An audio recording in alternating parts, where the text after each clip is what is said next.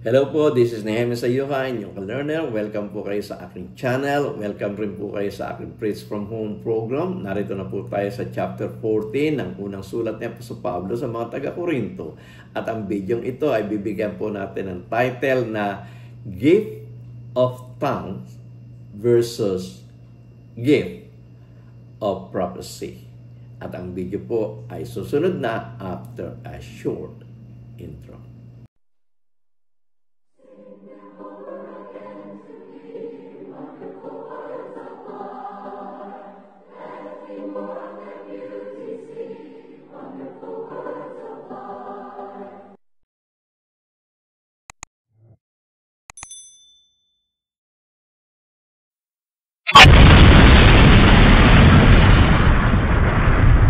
Magandang gabi mga kapatid, muli tayo mag-aral ng banal na salita at sa pagkakataong ito, narito na po tayo sa chapter 14 ng sulat niya po sa Pablo sa mga taga-Korinto. At bago po natin puntahan yung chapter 14 ay muli natin sariwain yung natin po nakaraang video na dito po sa may kinalaman po doon sa 1 Corinthians chapter 13. At ang video pong yun ay binigyan natin ng titulo na Love is the Greatest. At ang video po na binigyan natin ang title na Love is the Greatest, kinuha po natin ang titulo doon po sa 1 Corinthians chapter 13 verse 13 at ganito po ang ating mabasa. And now these three remain, faith, hope, and love. But the greatest of these is love. At ngayon ay pupunta na po tayo doon po sa chapter 14. At dito may kinalaman po ito doon sa mga spiritual gifts. At ang sabi po ng chapter 14 verse 1 and 2 ay ganito. Follow the way of love and eagerly desire gifts of the Spirit, especially gifts of prophecy. For anyone who speaks in tongue does not speak to people but God. Indeed, no one understands them. They utter mysteries by the Spirit. Sa Tagalog, ganito po ating mababasa. Sundin ninyo ang pag-ibig. Gayon may maningas ninyong pakanasain ang mga kaloob na ayon sa Espiritu. Ngunit lalo na ang kayo'y mga huhula, sapagkat ang nagsasalita ng wika ay hindi sa mga tao nagsasalita kundi sa Diyos, sapagkat walang nakakaunawa sa Kanya kundi sa Espiritu ay nagsasalita ng mga hiwaga. Okay, dito sa chapter 14 verse 1 and 2 pa lamang ay sinabi na kaagad na yung tungkol sa speaking of tongue and gift of prophecy. No? At dito kinukumpara na kaagad yung dalawa. At sinasabi nga na mas nanasain ninyo na kayo ay magkaroon ng gift of prophecy kaysa magkaroon kayo ng gift of tongue. Sa pagsasalito nyo ng wika, hindi naman sa Diyos ay sa tao kayo nakapagsasalita kundi sa Diyos. At walang makakaunawa sa inyo kundi ang Espiritu ay nagsasalita sa mga misteryo o sa mga hiwaga. So sa verse 3 and 4, ganito ating mababasa. But the one who prophesies speak to people for the strengthening, encouraging, and comfort. Anyone who speaks in a tongue edifies themselves, but the one who prophesies edifies the church. So dito pinakikita yung advantage ng gift of prophecy kaysa dun sa gift of tongue na sinasabi nga sa Tagalog, unang Korinto kapitulo 14 talatang 3 hanggang 4, at ang Bibliang Tagalog na po ang aking babasahin na nalimbag noong 1978. Ganito po ating mabasa. Dapat ang nanghuhula ay nagsasalita sa mga tao sa ikatitibay, sa ikapabangaral, at sa ikaaaliw. Ang nagsasalita ng wika ay nagpapatibay sa sarili, ngunit ang nanghuhula nagpapatibay saan? Sa iglesia. So, yun na naman yung advantage ng gift of prophecy than the gift of tongue. Okay? Yung gift of prophecy, nakapagpapatibay, nakakapagpangaral at nakapag-aaliw. Okay? At ito ay nakapagpapatibay sa iglesia. Samantalang yung pagsasalita ng wika, ang napapatibay mo lang yung iyong sarili. Okay? So, sa 1 Corinthians chapter 14 verse 5, ganito ating mabasa, I would like every one of you to speak in tongue, but I would rather have you prophecy. The one who prophesies is greater than the one who speaks in tongue, unless someone interprets, so that the church may be edified. So dito pinakikita na naman, mas greater ang gift of prophecy kaysa sa gift of tongue. Sapagkat sabi niya na mas gugustuhin pa nga niya na magkaroon ng gift of prophecy kaysa sa gift of tongue. Sabi niya, gusto ko magkaroon rin kayo ng gift of tongue. Pero mas gusto ko na magkaroon kayo ng gift of prophecy. Sapagkat yung gift of tongues, makakapag-edify lamang sa church yung kung merong interpreter, kung merong tagapagpaliwanag. Pero kung wala naman tagapagpaliwanag pa, ay nagsasalita ka na lang sa hangin yan. Hindi ka makapag-edify sa church. Samantalang yung gift of prophecy, yung panguhula, maliwanag yun na naiintindihan. Kaya ito ay papatibay. At ganito po ating mababasa sa Tagalog. Ibig ko sanang kayong lahat ay magsalita ng wika. Dapat lalo na ang kayo'y magsipaghula at lalo ang dakila ang nanguhula kaysa nagsasalita ng wika, maliban na kung siya ay makapagpapaliwanag upang ang iglesia ay mapagtibay. Okay, sa 1 Corinthians chapter 14 verse 6, ganito po ating mabasa. Now, brothers and sisters, if I come to you and speak in tongues, what good will I be to you? Unless I bring you some revelation or knowledge of prophecy or word of instruction. Sabi ng Apostol Pablo, ngayon mga kapatid, kung ako'y paririyan sa inyo na nagsasalita ng wika, ano ang inyong pakikinabangin sa akin? Diba? Maliban na kung kayo'y pagsalitaan ko sa pamagitan ng pahayag o ng kaalaman o panguhula o aral. Mas higit kayong makikinabang sa mga gifts na ito kumpara sa gifts of tongue. Kung magsasalita ako sa inyo sa wika, ano pakinabang nun? Pero kung magsasalita ako sa inyo ng pahayag, kung magsasalita ako sa inyo ng kaalaman, kung magsasalita ako sa inyo ng panguhula, kung magsasalita ako tungkol sa aral, doon kayo makikinabang. Yun ang sinasabi ni Apostol Pablo. So, gusto man niya na ang buong iglesia ng Corinto ay magkaroon magpagsalita ng wika o magkaroon ng gift of tongue, mas gugustuhin pa niya na sila ay magkaroon ng gift of prophecy. So sa 1 Corinthians chapter 14 verse 7, ganito ating mabasa. Even in the case of lifeless things that make sound, such as pipe or harp, how will anyone know what tune is being played unless there is a distinction in the notes? Sa Tagalog, sabi, kahit ang mga bagay na walang buhay, na nagsisitunog, maging flauta o alpa, kundi bigyan ng pagkakaiba ng mga tunog, paano malalaman kung ano ang tinutugtog sa flauta o sa alpa? Sa 1 Corinthians chapter 14 verse 8, ganito ating mabasa. Again, if the prophet does not sound a clear call, who will get ready for battle? Yung trumpet, yung trompeta, ito ay musical instrument, pero ito po ay ginagamit rin na instrument para sa gera. Pagbibigay ng mga hudyat, tutunog ang trompeta para mag-advance o sumugod, tutunog ang trompeta para umatras, tutunog ang trompeta para magtago.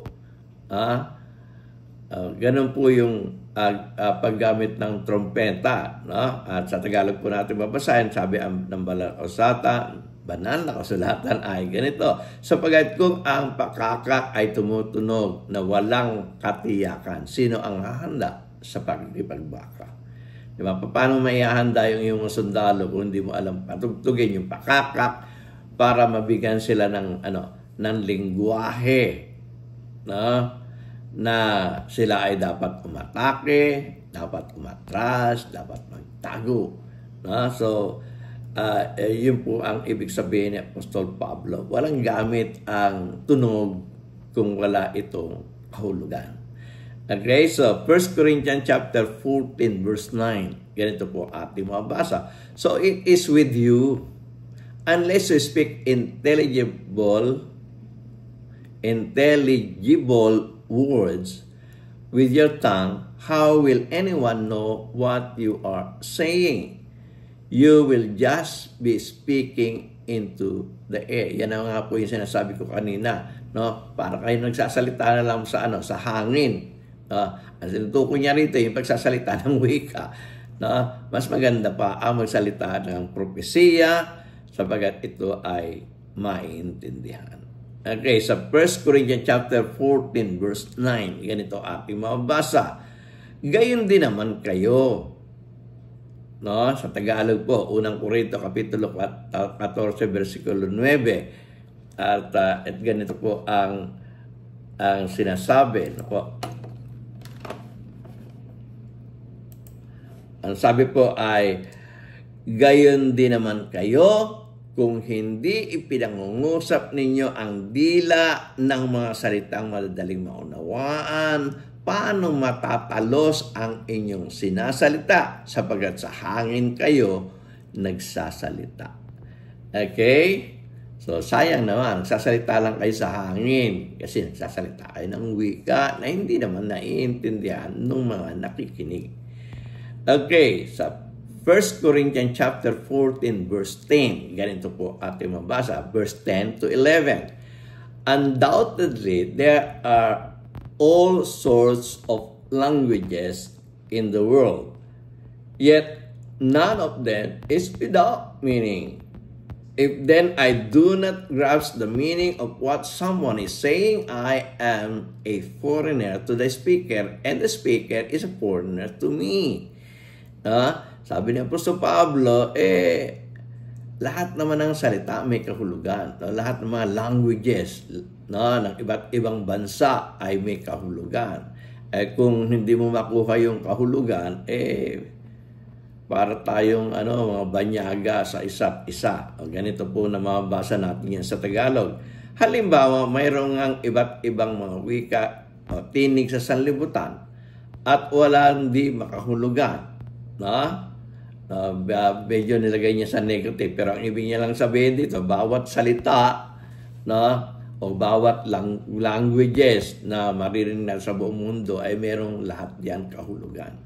Dito ginawa niyang negatibo. Ang sabi niya, halimbawa, mayroon ngang iba't ibang mga tinig sa sanlibutan at walang di makahulugan. Kung hindi ko nga nalalaman ang kahulugan ng tinig, magiging barbaro ako sa nagsasalita at ang nagsasalita ay magiging barbaro sa akin o magiging foreigner, taga-ibang bansa. No? So, kapag meron nagsalita ng Japanese, hindi ka naman marunong ng salitang Japanese, wala rin. No? Wala. Hindi mo maintindihan. Para kayong nag-uusap na dalawang magkaibang bansa, magkaibang wika, na hindi kayo nagkakaunawaan. Okay, 1 Corinthians chapter 14, verse 12 to 13. Ganito ating mabasa. So it is with you, since you are eager for gifts of the Spirit, try to excel in those that build up the church. For this reason, the one who speaks in a tongue should pray that they may interpret what they say. So, sa Tagalog niyan, Unang Korinto, Kapitulo 14, talatang 12 hanggang 13. Ganito po ang ating mababasa. Gayon din naman kayo, na yamang kayo'y mapagsikap sa mga kaloob na ayon sa Espiritu, ay pagsikapan ninyong kayo'y magsisagana sa ikatitibay ng iglesia. Kaya't ang nagsasalita ng wika ay manalangin na siya'y makapagpaliwanag. Sinasabi niya po sa Pablo rito, whether ikaw ay merong gift of prophecy o whether ikaw ay ay may gift of tongue, ang mahalaga doon ay yung magamit mo ito sa ikapagpapatibay ng iglesia. Nasa kayo sana'y sumagana sa ikatitibay ng iglesia. Wala namang masama na magsalita ka ng wika kung merong magpapaliwanag. Okay, 1 Corinthians chapter 14, verse 14. Ganito po ating mabasa. For if I pray in tongues, my spirit prays, but my mind is unfruitful. Sa Tagalog, sapagat kung ako'y nananalangin sa wika, ay nananalangin ng aking espiritu, dala palang aking pag-iisip, ay hindi namumunga. 1 Corinthians chapter 14, verse 15, ganito ating mabasa. So what shall I do? I will pray with my spirit, but I will also pray with my understanding. I will sing with my spirit, but I will also sing with my understanding. Okay, sa Unang Korinto, Kapitulo 14, talatang 15, tatagalogin lang natin yung huli nating binasa. Ang sabi po ng banal na kasulatan ay ganito. Ano nga ito? Mananalangin ako sa espiritu, at mananalangin din naman ako sa pag-iisip. Aawit ako sa espiritu, aawit din naman ako sa pag-iisip. Okay? 1 Corinthians chapter 14, verse 16, ganito po ating mabasa. Otherwise, when you are praising God in the Spirit, how can someone else who is now put in the position of an inquirer say amen to your thanksgiving, since they do not know what you are saying? So, dito makikita natin, isinasang-alang-alang ni Apostol Pablo yung mga, sinabi niya rito, inquirer, mga mapagtanong. Na, ay yung mga pagtanong, yung mga bisita. Siyempre, hindi pa nila alam yung mga doktrina. So, at tapos nangangaral ka, siyempre, yan yung mga palatanong inquirer. Nagtatanong. Na, sa Tagalog po natin babasahin, ganito po ating babasa, Unang Korinto, Kapitulo 14, talatang 16. Sa ibang paraan, kung ikaw ay nagpupuri sa Espiritu, ang nasa kalagayang di marunong, yun yung inquirer, hindi niya pa alam. Paano siya makapagsasabi ng amen o ng siya nawa sa iyong pagpapasalamat, palibhasa ay hindi nalalaman ang iyong o inyong sinasabi. Gusto mong pasalamatan yung bisita, pero ikaw ay nag-speak in tongue, nagsalita ka ng Japanese, hindi naman marunong yun ng Japanese, hindi niya rin malalaman yung sinasabi, hindi siya makapagsasabi ng siya nawa o ng amen. Okay, 1 Corinthians chapter 14, verse 17, ganito po ang ating mabasa. You are giving thanks well enough, but no one else is edified. I thank God that I speak in tongues more than all of you. So dito pinakikita ni Apostol Pablo na hindi niya winawalang halaga ang speaking in tongues, sapagkat sabi niya nga mas marami kong tongues nalalaman kaysa sa inyo. So ibig sabihin, mas marami kong nalalaman ng mga foreign languages kaysa sa inyo. So dito pinakikita niya na hindi naman niya minimenos yung gift of tongue. First, Unang Korinto, Kapitulo 14, talatang 17, 8, ay sa Tagalog nga po natin babasahin. Ang sabi po ng banal na kasulatan ay ganito, sapagkat ikaw sa katotohanan ay nagpapasalamat kang mabuti, dalapat ang iba'y hindi nakapagpapatibay. Nagpapasalamat ako sa Diyos na ako'y nagsasalita ng mga wika ng higit kaysa inyong lahat. So, dito pinakikita nga, ni Apostol Pablo na hindi ko minimenos yung pagsasalita ng wika sapagkat ako nga, napakarami kong marami kong languages na alam kaysa sa inyo. Okay, 1 Corinthians chapter 14 verse 19, ganito ating mabasa. But in the church, I would rather speak 5 intelligible words to instruct others than 10,000 words in a tongue. So, masigit kong nanaisin yung pagsasalita na makapagpapaunawa sa tao. Sabi dun sa verse 9, unang Korinto, kapitulo 14, talatang 19, ganito po ating mabasa. Ngunit sa iglesia, ibig ko pang makapagsalita ng 5 salita ng aking pag-iisip upang makapagturo ako naman sa iba kaysa magsalita ng 10,000 salita sa wika. 5 salita lang ng propesiya. Mas okay pa sa akin kaysa magsalita ako ng 10,000 iba't ibang wika na wala namang makakaunawa. Okay, sa 1 Corinthians chapter 14 verse 20 to 21. Ganito po ating mabasa. Brothers and sisters, stop thinking like children. In regard to evil, be infants. But in your thinking, be adults. In the law, it is written, with other tongues and through the lips of foreigners, I will speak to these people, but even then, they will not listen to me, says the Lord. So, sa unang Korinto, kapitulo 14, talatang 20-21, ang sabi po ng banal na kasulatan ay ganito, mga kapatid, huwag kayong magpakabata sa pag-iisip, gayon may sa kahalayan ay magpakasanggol kayo. Darapat sa pag-iisip, kayo'y magpakatao. Sa kautusan ay nasusulat sa pamamagitan ng mga taong may iba't ibang wika at sa pamamagitan ng mga labi ng mga taga-ibang lupa ay nagsasalita ako sa bayang ito at gayon may hindi ako pinakikinggan nila ang sabi ng Panginoon. So, yung speaking in other language ay hindi yun attractive doon sa doon sa lahi mo na iisa lang ang inyong salita.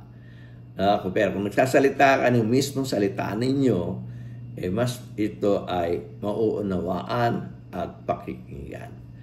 Okay, at yung tinutukoy niya na ito ay kinuha sa kasulatan, ang sinatukoy niyang kasulatan ay doon sa Isaiah 28 verse 11 to 12. Ganito ating mabasa.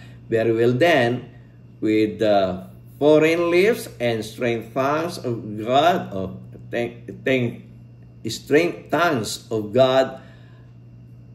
Ulitin ko po, medyo nagkamali ako ng pagbasa. Okay? Isaiah 28:11 to 12. Very well then, with foreign lips and strange tongues, God will speak to these people, to whom He said, this is the resting place. Let the weary rest. And this is the place of repose. But they would not listen. Okay? So, 1 Corinthians chapter 14 verse 22. Ganito po ating mabasa. Tongues then are a sign not for believers, but for unbelievers. Prophecy, however, is not for unbelievers, but for believers. Okay? So, unang Korinto Kapitulo 14, talatang 22, muli niyang ipinaghambing ang dalawa, ang gift of tongue or speaking in tongues and speaking in prophecy or gifts of prophecy. Ang sinasabi niya nga dito sa Tagalog, unang Korinto Kapitulo 14, talatang 22, kaya nga ang mga salita ay pinakatanda, hindi sa mga nagsisampalataya, kundi sa mga hindi nagsisampalataya. Ngunit ang panghuhula ay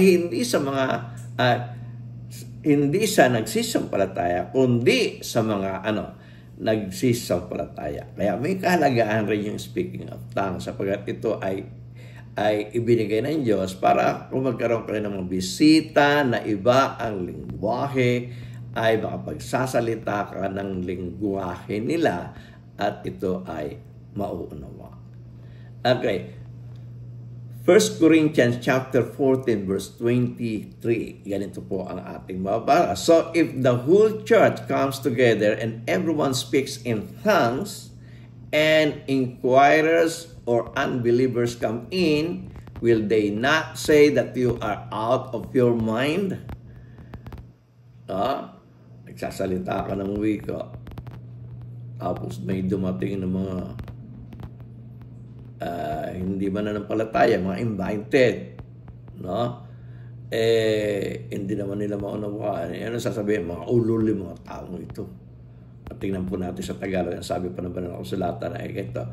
Unang Korinto, Kapitulo 14, talatang 23. Kung ang buong iglesia nga ay nakapagtitipon sa isang dako at lahat ay nagsasalita ng mga wika, at nagsipasok ang hindi marurunong o hindi mga nagsisampalataya, hindi ba nila sasabihin kayo'y mga ulol? Sa ibang salit, kayo'y mga hangal. Di ba? Yun na talaga magiging reaction nila. Ano ba ito? Ano ba itong napasok? Mga baliw yata yung mga taong ito. No? Salita ng salita, hindi ko na maintindihan. No? Labo-labo.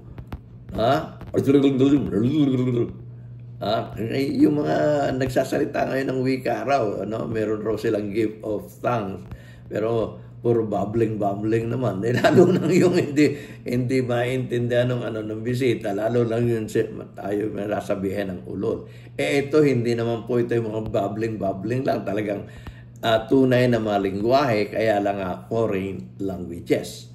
Okay, so 1 Corinthians chapter 14 verse 24 to 25, ganito ating mabasa. But if an unbeliever or an inquirer comes in while everyone is prophesying, they are convicted of sins and are brought under judgment by all, as the secrets of their hearts are laid bare, so they will fall down and worship God, exclaiming, God is really among you. So, yun ang pagkakaiba naman ng gift of prophecy, na na-tsempohan naman na may mga bisita ka na hindi pa marunong at palatanong at hindi pa nagsasampalataya. Siya ay maipapahayag mo yung kanyang na siya ay nagkasala. Mababasa mo yung Romans chapter 3 verse 23, ang lahat nga ay nagkasala at di nakaabot sa kaluwalhatian ng Diyos. At dito ay siyempre ay magbabalik loob siya sa Diyos, sasamba siya sa Diyos at magsasabi na God is really among you. Okay, so madadama niya yon na ang Diyos ay nasa kalagitnaan nila doon sa kanilang ginagawang pananambahan, at maaakit natin sila. At sila ay mahihikayat, at sila ay mananampalataya. Diba? Magbabalik loob sa Diyos at maintindihan nila sila ay nagkaroon mga kasalanan. Ang Tagalog niyan ganito. Unang Korinto, Kapitulo 14, talatang 24-25, ganito po ating mabasa. Dapat kung ang lahat ay nagsisibang hula at ay may pumasok na hindi sumasampalataya o hindi marunong yung palatanong, mahihikayat siya ng lahat, masisiyasat ng lahat o siya ng lahat. Ang mga lihim ng kanyang puso ay mahayag, at sa gayoy magpapaterapa siya at sasama sa Diyos, nasasabing tunay ngang ang Diyos ay nasa gitna ninyo. At yun yung napakagandang moments, na kung yung ating pong mga akay, yung ating pong mga bisita ay magkaroon ng ganitong damdamin na masasabi nila ay tunay nga na ang Diyos ay nasa kalagitnaan ninyo. At siyempre, sa susunod na pagtitipon, naroon uli yun. Magiging interesado. Diba? May edify siya. Okay, so, Unang Korinto, 1 Corinthians chapter 14 verse 26. Ganito po ating mabasa. What then shall we say, brothers and sisters? When you come together, each of you has hymn, or a word of instruction, a revelation, a tongue, or an interpretation. Everything must be done so that the church may be built up. Sa Tagalog yan, ang sabi, ano nga ito mga kapatid? Pagka kayo nagkakatipon, ang bawat isa sa inyo may isang awit, may isang aral, may isang hayag, may wika, may isang pagpapaliwanag. Okay yun. Pero sana gawin ninyo ang lahat ng mga bagay sa sa ikatitibay. Okay? Gawin na nasa wasto. Okay? Para sa ikatitibay. 1 Corinthians chapter 14 verse 27 to 28. Yan ito ating mabasa. If anyone speaks in a tongue, two or at the most three should speak, one at a time. Okay, meron kang gift of tongue at ikaw ay naka-schedule. Pero ang dapat one at a time, hindi sabay-sabay kayo nagsasalita ng kailangan one at a time, nasa order. Muli kong babasahin ang buo. If anyone speak in tongue, two or at the most three should speak, one at a time, and someone must interpret. If there is no interpreter, the speaker should keep quiet in the church and speak to himself and to God. Okay lang yun magsalita, o tatlo, magsasalita ng wika. Pero dapat, dapat isa-isa. Pagkatapos ng isa, yung isa. Pagkatapos ng isa, yung isa. At dapat may tagapagpaliwanag. Diba? Kung wala naman mga pagpapaliwanag ng mga salitang sinasabi ninyo, mas magandang tumahimik kayo. Magsalita na kayo sa inyong sarili at sa Diyos. Isa to sa mga pinatatahimik dito sa unang Korinto, kapitulo 14. Sabi doon, kung nagsasalitaan sino man ng wika, maging dalawa o higit sa tatlo at sunod-sunod, ang isa'y magpaliwanag. Dapat kung walang tagapagpaliwanag, tumahimik siya sa iglesia at siya ay magsalita sa kanyang sarili at sa Diyos. Brother, walang tagapagpaliwanag nung iyong sinasabi. Mas magandang tumahimik ka. Ito yung unang pinatahimik dito po sa 1 Corinthians chapter 14. Doon sa 1 Corinthians chapter 14 verse 29 to 30. Ganito naman ating mabasa. 2 or 3 prophets should speak, and the others should weigh carefully what is said.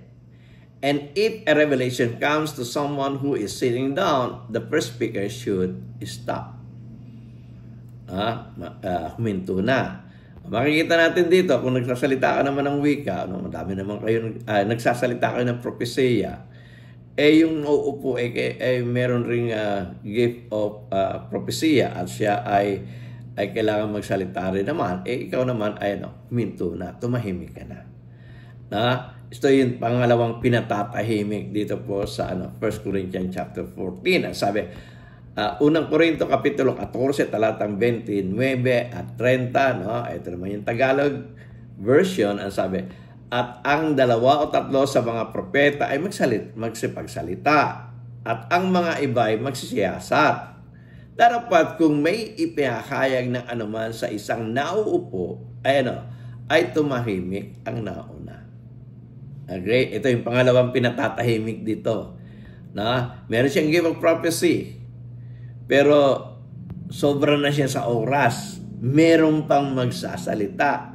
Kaya sinabihan siya, meron pang magsasalita. Tumahimik ka. Siya naman ang magsalita. Sa maliwanag, dalawa na yung pinatatahimik dito po sa 1 Korinto kapitulo 14 talatang 20 hanggang 30. Okay, 1 Corinthians chapter 14 verse 30 to 31. Ganito ating mabasa. For you can all prophesy in turns, isa-isa. Okay, para rin yung pang speaking of tongue, di ba? Kanina, kung tatlo, una-una. Dito rin ganun din. Lahat naman kayo pwede naman magsalita, no, ng propesya, pero in turns, pa isa-isa. Okay? Sabi doon, basahin ko uli, for you can all prophesy in turn, so that everyone may be instructed and encouraged. The spirits of prophets are subject to the control of the prophets. For God is not a God of disorder, but of peace, as in all the congregation of the Lord's people. Sabi sa Tagalog, ganito, unang Korinto Kapitulo 14, talatang 31 hanggang 33, sapagkat kayong lahat ay makapanguhula isa-isa, upang ang lahat ay mga tuto at ang lahat ay maaralan. Ang mga espiritu ng mga propeta ay sasakupan ng mga propeta, sapagkat ang Diyos ay hindi Diyos ng kaguluhan, kundi ng kapayapaan, gaya sa lahat ng mga iglesia ng mga banal. Okay? Gagawin ng may kaayusan. Okay? Yung magsasalita ng wika, isa-isa lang ha. Yung magsasalita ng propesya o panghuhula, isa-isa lang. Pagkatapos ng isa, ikaw naman. Pagkatapos ng isa, siya naman. Okay? So, kung tapos na yung turn mo, tumahimik ka na. Okay? At iba naman ang magsasalita. Okay. 1 Corinthians chapter 14 verse 34 to 35. Meron na naman pinatatahimik dito. Unang pinatatahimik, yung may gift of tongues. Pero wala namang papaliwanag ng kanyang kasabihin, tumahimik siya. Meron ring pinatahimik na may gift of prophecy, tapos na yung turn niya at meron pang magsasalita, tumahimik siya. At ngayon, sa 1 Corinthians chapter 14, verse 34 to 35, yung mga kababaihan naman ang pinatatahimik. At ito ay ating mababasa. Sabi, women should remain silent in the churches. They are not allowed to speak, but must be in submission, as the law says. If they want to inquire about something, they should ask their own husband at home, for it is disgraceful for a woman to speak in the church. Okay, so sa Tagalog niyan, ganito ang ating mabasa. Ang mga babae magsitahimik sa iglesia, sapagkat sila'y walang pahintulutang magsalita, kundi sila'y pasakop gaya naman ang sinasabi ng kautusan. At kung ibig nilang maalaman ang anumang bagay, magtanong sila sa kanilang asawa sa bahay, sapagkat mahalay na ang isang babae ay magsalita sa iglesia. Yung ibig sabihin po ng pagsasalita sa iglesia, hindi po yun yung pangangaral. Napag-aralan natin po sa unang Korinto Kapitulo 11, na sila'y pinahihintulutan naman na manalangin at magsipanghula sa loob ng iglesia, maliban na sila ay kung sila ay may lambong. Sila ay pwedeng manalangin, sila ay pwedeng manghula kung meron silang lambong. Kung wala namang silang tanda na kapamalaan ng lalaki sa kanila o ng husband nila, ay sila ay hindi pagsasalitain.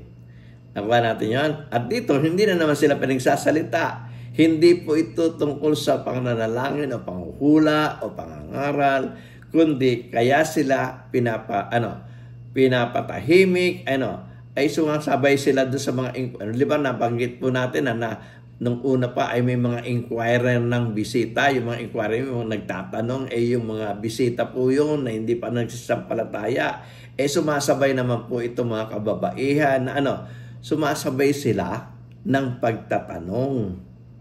So, hindi po ito nangangaral kasi nga wala silang alam na meron silang mga katanungan eh.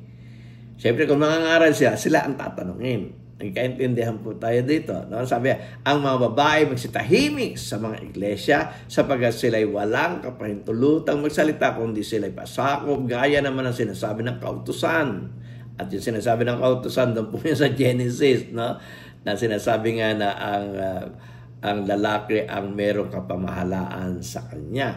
At kung ibig nilang maalaman ang anumang bagay, magtanong sila sa kanilang asawa sa bahay sapagkat mahalay na ang isang babae ay magsalita sa iglesia o magtanong sa iglesia. Okay, so makikita natin tatlo yung pinatatahimik dito po sa sa sulat na Apostol Pablo sa mga taga-Korinto dito sa chapter 14. Yung una, yung merong gift of tongue, pero wala namang makapagpapaliwanag, tumahimik ka. Yung merong gift of prophecy, pero meron pang magsasalitang iba, tumahimik ka. At itong mga kababaihan na nagtatanong ay pinatatahimik. At sinasabi ng Apostol Pablo, kung meron kayong katanungan, sa bahay na lang kayo magtanong. Okay, so 1 Corinthians chapter 14 verse 36 to 37. Ganito po ang ating mabasa. Or did the word of God originate with you? Or are you the only people it has reached? If anyone thinks they are a prophet or otherwise gifted by the Holy Spirit or the Spirit, then sabi niya, let them acknowledge that what I am writing to you is the Lord's command. Okay? Unang Korinto, Kapitulo 14, talatang 36 hanggang 37. 36 at 37. Ano? Sabi niya, lumalabas baga mula sa inyo ang salita ng Diyos o sa inyo lamang dumarating? Kung iniisip niyo naman na siya is propeta o ayon sa Espiritu ay kilalanin niya ang mga bagay na sa inyo isinusulat ko na pawang utos ng Panginoon. Okay? 1 Corinthians chapter 14 verse 38 to 40. But if anyone ignores this, they will themselves be ignored. Therefore, my brothers and sisters, be eager to prophesy, and do not forbid speaking in tongues. But everything should be done in a fitting and orderly way. Okay? Sabi naman ng Apostol Pablo, lahat naman bibigyan ng pagkakataon. Yung iba, mag-speak in tongue, iba naman mag-prophesy, pero kailangan nasa order, nasa tamang kaayusan. Sa Tagalog natin babasahin. Dapat at unang Korinto Kapitulo 14, talatang 38 hanggang 40, sabi po ng banal na kasulatan, ay ganito, dapat kung ang sinuman ay mangmang, manatili siyang mangmang. Kaya nga mga kapatid ko, maningas na pakanasain ninyo, makapanghula, at huwag ninyong ipagbawal ang pagsasalita ng wika. Dapat gawin ninyong may karapatan at may kaayusan ang lahat ng mga bagay. So, yun lang ang pakiusap ni Apostol Pablo. Yung nagsasalita ng wika, sige, magsalita kayo ng wika. Pero isa-isa. Yung nagsasalita ng ng propesya, okay lang na magsalita. Pero, in turns, isa-isa. Okay? At dapat itong gawin na may karapatan at may kaayusan sa lahat ng mga bagay. Ito po ang 1 Corinthians chapter 14 at pupunta tayo sa 1 Corinthians chapter 15 sa susunod na video na akin po i-upload. Kung ako'y sinamahan ninyo sa gabing ito, dito po sa pagtalakay natin sa 1 Corinthians chapter 14, naniniwala po ang inyong lingkod na muli tayo magsasama-sama sa susunod video na akin pong i-upload. Muli, ako po si Nehemia Sayuhay, ang inyong ka-learner labis po ako nagpapasalamat sa inyo. To God be the glory. Kung nagustuhan po ninyo ang video ito, sana po ay mag-subscribe kayo. Pindutin nyo na rin po yung bell para sa ganon ay ma-notify kayo sa mga susunod pang video na akin pong i-upload. At sana po ay i-like nyo na rin po ang video ito para sa ganon ay marami pang ma-encourage na manood ng video ito. At kung gusto nyo pong makabahagi sa utos ng ating Panginoon Kristo na ipangaral ng Ebanghelyo sa lahat ng kinapal, ito po ay i-share ninyo sa inyong mga kaibigan. At kung meron po kayong tanong, ay magtanong kayo doon po sa comment section. At sana po ay huwag niyong kalilimutan ang mga video ito na sa inyong harapan. At kung gusto niyo pong mag-subscribe, pindutin niyo lang po itong bilog sa akin pong likuran. Muli, ako po si Nehemia Sayuhay, ang inyong learner. To God be the glory.